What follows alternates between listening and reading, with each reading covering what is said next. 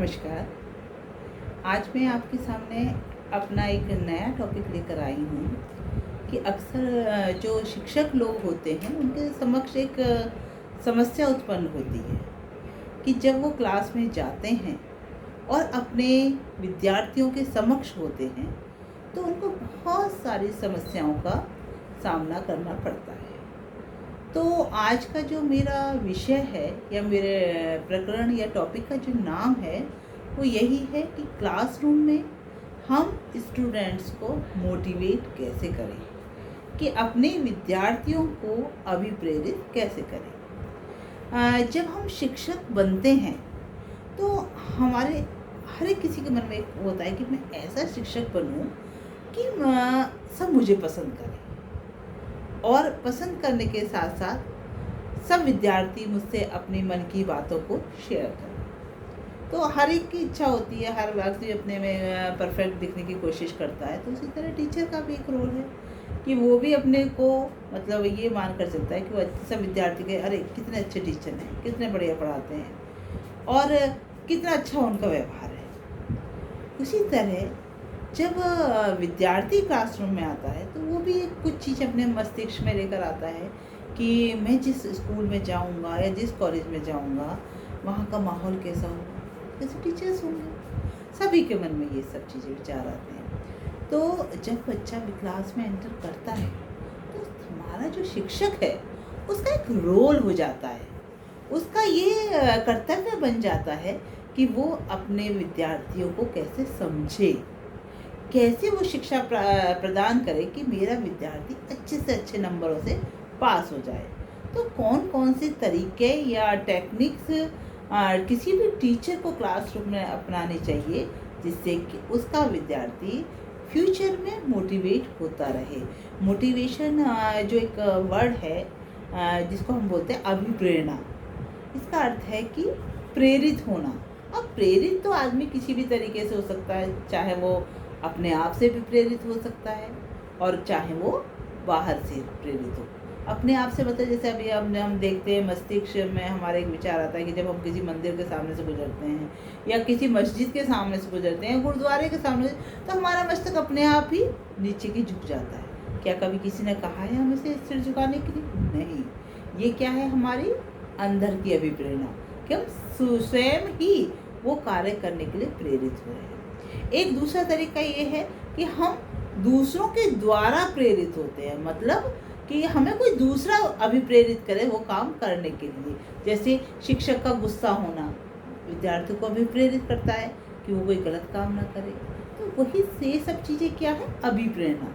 तो आज हमारा जो टॉपिक है वो है कि क्लासरूम में एक टीचर अपने स्टूडेंट्स को कैसे मोटिवेट करे, कि वो कैसे उसको अभिप्रेरित करे। तो सबसे पहले बात तो ये है कि अगर विद्यार्थी कोई भी काम करे, चाहे वो अच्छा करे चाहे वो गलत करे, तो टीचर की जो सबसे पहला जो तरीका है या सबसे पहली जो प्रविधि है वो यही है कि कभी भी विद्यार्थी कोई काम करता है तो वो उसको पुरस्कार के द्वारा उसको अभिप्रेरित करे कि अच्छा काम कर रहा है तो उसको पुरस्कार दे।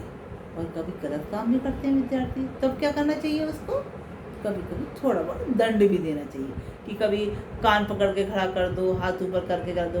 अब याद करो पुराने समय में तो स्केल से पिटाई होती थी दंड का, लेकिन अब दंड का क्राइटेरिया बदल गया है। अब आप विद्यार्थी को मार नहीं सकते, अब सिर्फ उसको अपनी बातों से इतना दंड दे सकते हो कि तुम इस तरह से गलत काम नहीं करो। तो सबसे पहला जो टीचर का कर्तव्य वो है क्या है कि अगर विद्यार्थी कोई भी अच्छा काम करे तो उसको पुरस्कार दे, गलत काम करे तो उसको दंड दे। दूसरा ये है कि बीच बीच में प्रोग्रेसिव रिपोर्ट, मतलब उसके आगे बढ़ने की जो हमारा डेटा है उसके पेरेंट्स को बीच बीच में बुलाते रहें। मतलब आप उसके माता पिता से संबंध बनाए रखें और समय समय पर उनकी प्रोग्रेस रिपोर्ट जैसे हम करते थे, रिजल्ट कार्ड बनाते थे, लेकिन अब रिजल्ट कार्ड नहीं है, एक पीटीएम होने लगी है। तो पीटीएम में क्या है कि हम बच्चे के माता पिता से मिलते हैं और उनकी प्रगति के बारे में माता पिता को बताते हैं। तो ये भी एक टीचर का क्राइटेरिया है। दूसरा है कभी भी ओपन क्लास में पूरी कक्षा के सामने बच्चे कोई निंदा ना करें, क्योंकि अगर आप पूरी क्लास में बच्चे की निंदा करेंगे तो उससे क्या होगा कि विद्यार्थी क्लास में आने से भागने लगेगा, आपका पीरियड वो अटेंड करना नहीं चाहेगा, सोचेगा अरे टीचर जाएं अच्छे से हमारा काम भी दें।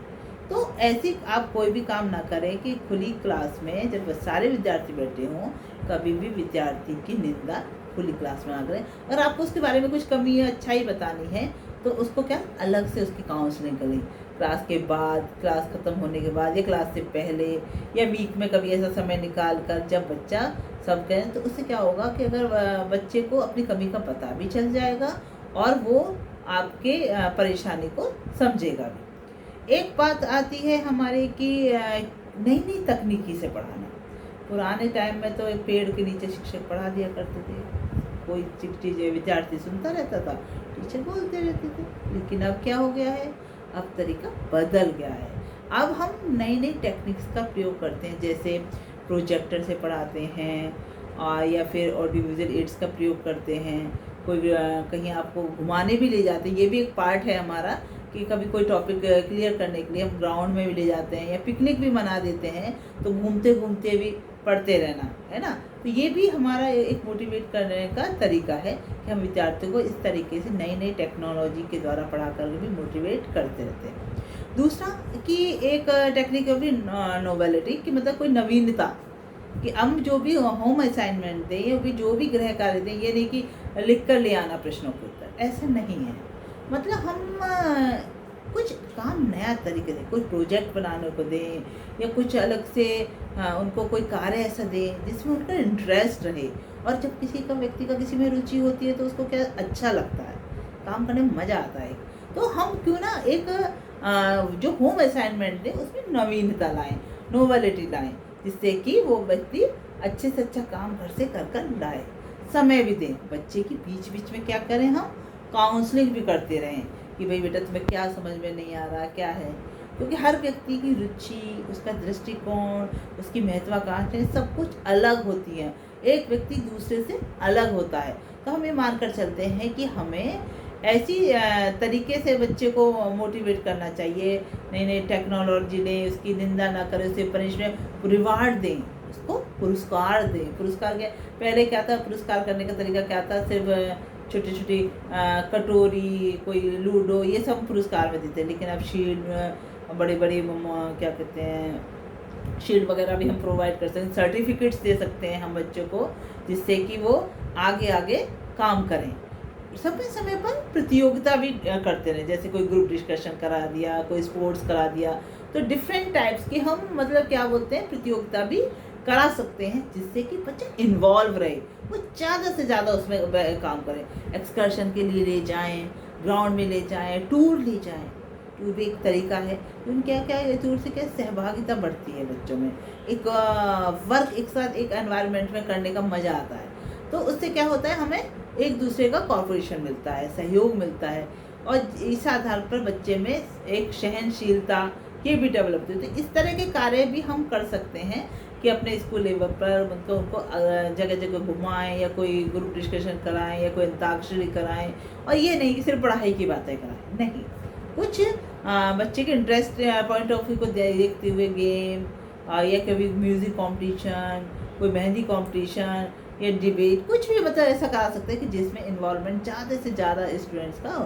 और कभी भी एक बच्चे पर पूर्ण टीचर का फोकस नहीं रहना चाहिए, टीचर को हर विद्यार्थी उसका बराबर है। ऐसा नहीं है कि रामलाल बहुत पसंद है तो श्यामलाल बेकार है, नहीं। शिक्षक के लिए तो सारे व्यक्तियों के, सारे विद्यार्थियों के प्रति व्यवहार कैसा होना चाहिए, पॉजिटिव, धनात्मक होना चाहिए, कि ऐसा ना हो कि एक बच्चे की बहुत तारीफ आप कर रहे हैं और दूसरे को आप बिल्कुल क्या कर रहे हैं, बिल्कुल बेकार साबित कर रहे हैं। तो ऐसा भी नहीं होना चाहिए। तो कुछ ऐसी टेक्निक्स हैं जिनके द्वारा कि हम मानकर चलते हैं कि शिक्षक अपने विद्यार्थियों को मोटिवेट कर सकता है क्लासरूम में, और इनको अपनाए तो वो एक अच्छा शिक्षक भी बन सकता है, साथ के साथ वो विद्यार्थियों का भी अच्छा भविष्य निर्धारित कर सकता है। धन्यवाद।